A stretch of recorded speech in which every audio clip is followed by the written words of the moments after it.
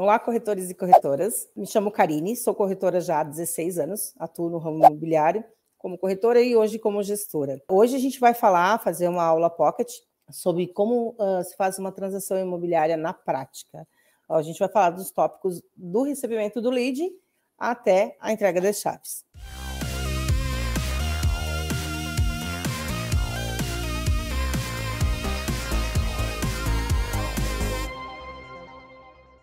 Captei o cliente. E agora? Esse é o medo, né, de todo o corretor que está iniciando no mercado imobiliário. O que fazer, né, com a captação do cliente, hoje lead, né? Como fazer esse primeiro contato? O que eu sugiro para vocês? Primeiro contato, telefone. Eu sei que a gente está na era da tecnologia, do WhatsApp, e a gente sim vai usar essa ferramenta que tanto nos auxilia. Mas o primeiro contato com o cliente, ele está ansioso em receber aquele contato, para saber daquele imóvel.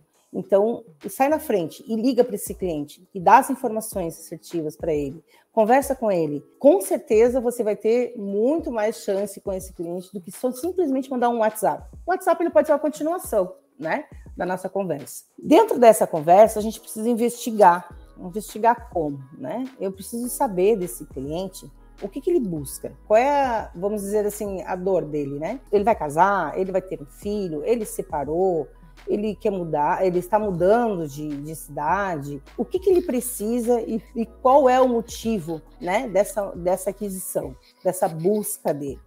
Com isso, vocês conseguem ser mais assertivos em oferecer algumas oportunidades para ele, né? E aí não fica aquela coisa cansativa, maçante, de ficar enviando imóveis sem ser assertivo. Então, é muito importante essa parte da investigação que a gente também pode chamar de filtro, né? O retorno nada mais é que o nosso follow-up. Se a gente, muitas vezes o que acontece? A gente fala com o cliente, manda algumas coisas, né? E não é aquilo, e deixa aquele cliente de lado, não fala mais com ele, mas a gente não pode esquecer que os nossos colegas estão falando, né? Porque o cliente, ele não está só conosco, né? Ele está conosco e mais outros colegas do mercado. Então, a gente precisa, sim, fazer o follow-up desse cliente. Daqui 2 dias eu ligo para ele, para ver se ele gostou, se ele precisa de outras oportunidades, enfim, e para tentar fazer o agendamento, que é tão importante a gente fazer o agendamento da visita, né? Nesse agendamento da visita, a gente precisa falar com as duas partes, tanto o nosso cliente, que também é o nosso cliente, né? A gente não pode esquecer disso, muitos corretores esquecem disso, que o nosso cliente, o vendedor, é o nosso cliente, aliás, é o nosso primeiro cliente.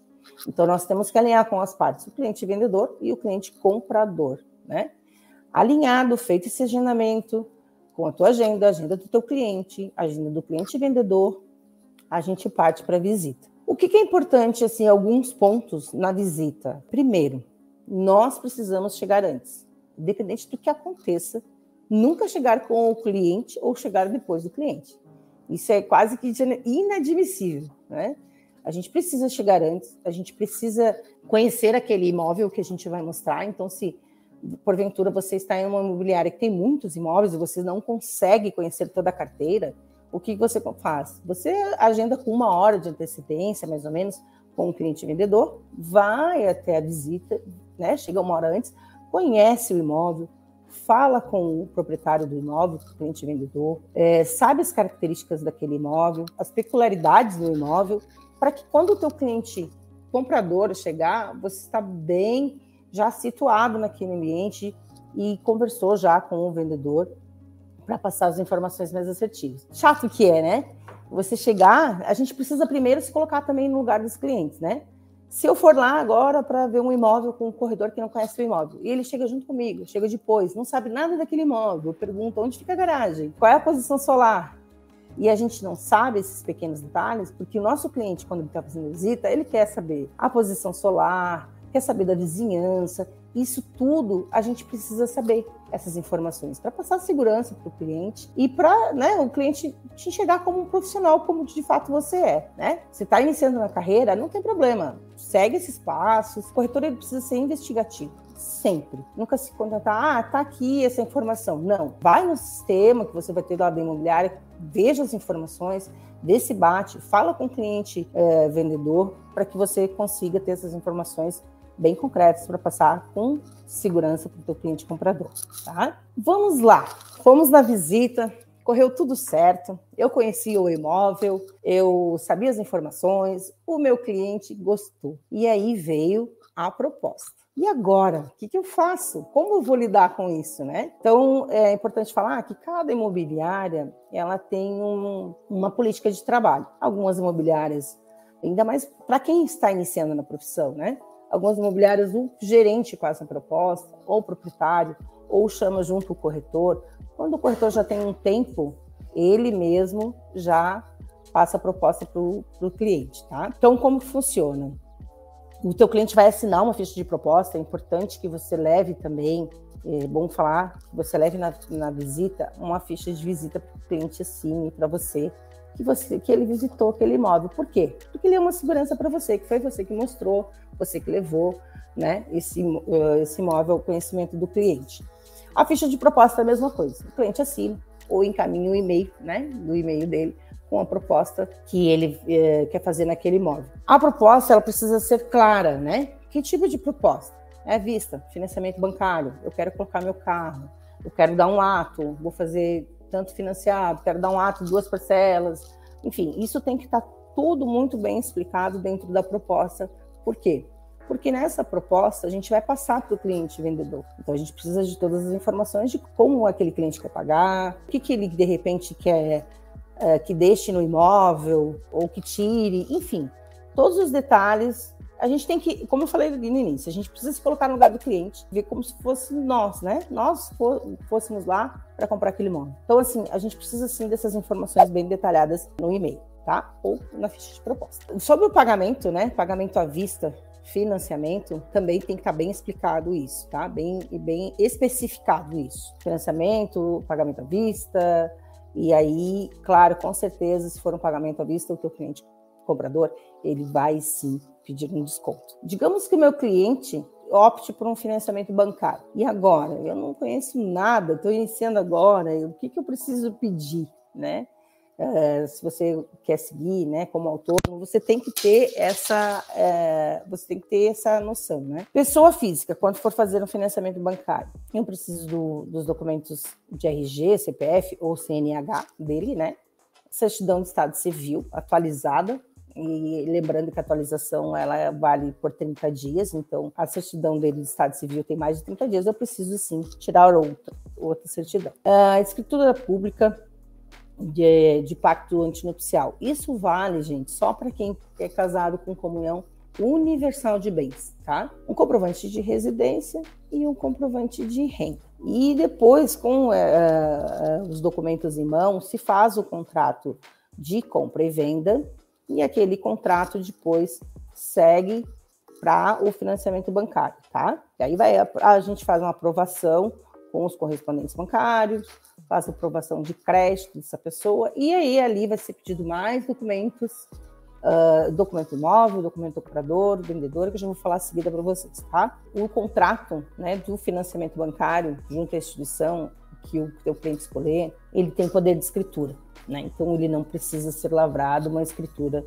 Ele precisa sim, depois com o contrato em mãos do banco, né? Ele vai para o registro de imóveis para registrar o imóvel no nome do cliente, tá? Por uma venda à vista, o procedimento é o mesmo, porém a gente não precisa da comprovação de renda por se tratar de uma compra à vista. Quando a gente faz o contrato de compra e venda numa compra à vista, a gente leva o cartório faz a escritura, daí a gente vai ter que pagar as taxas e tudo mais, e dessa escritura segue para o registro de imóvel, onde vai ter o nome do proprietário, novo proprietário, no registro de imóveis como matrícula. A gente precisa lembrar que a gente, junto com a documentação do cliente, tanto do comprador quanto do vendedor, nós precisamos também do documento do imóvel. O que seriam os documentos do imóvel, né? Matrícula, escritura, contrato de financiamento, como eu falei agora há pouco, e contrato particular, IPTU, condomínio, energia elétrica e água. Os documentos do imóvel, o mais importante deles é a matrícula.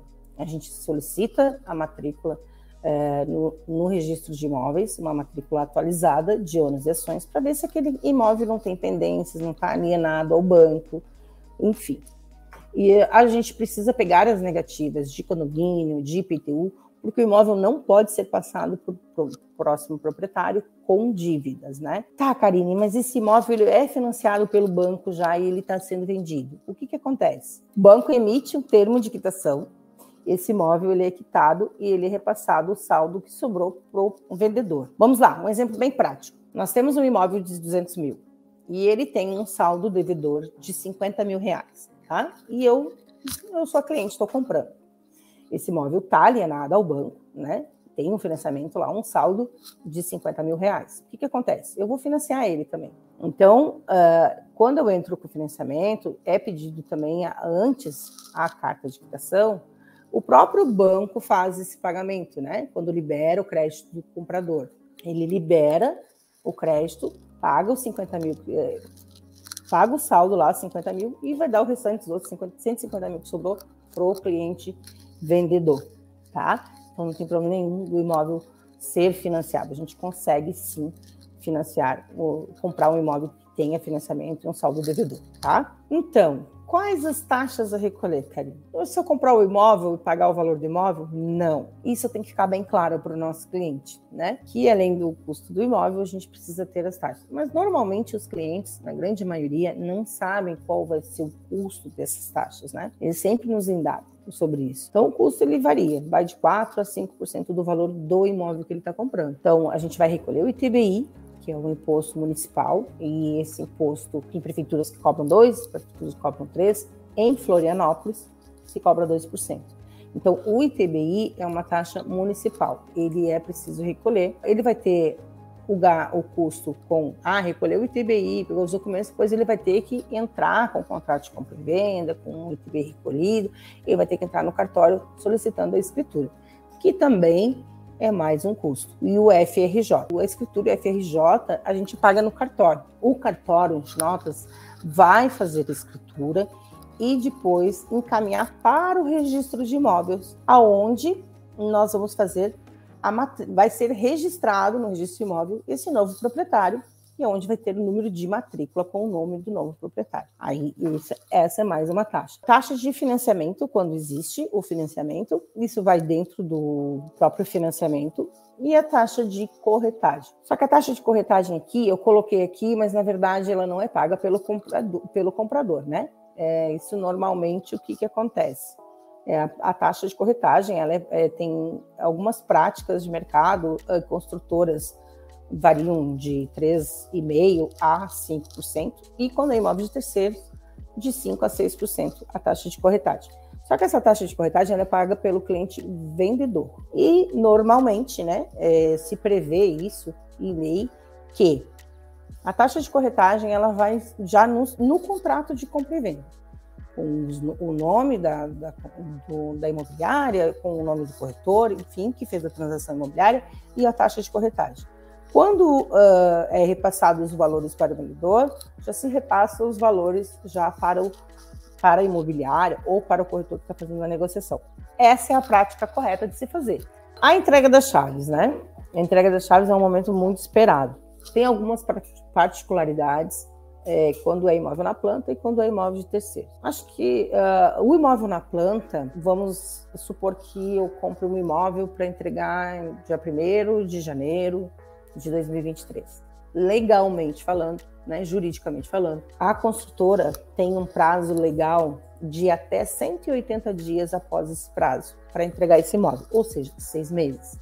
Está dentro do prazo legal. E daí, normalmente, essa fase, normalmente, né, não necessariamente, quem faz a entrega é a própria construtora da entrega da chave. Quando é o imóvel de terceiro, fica mais fácil do corretor fazer a própria entrega das chaves.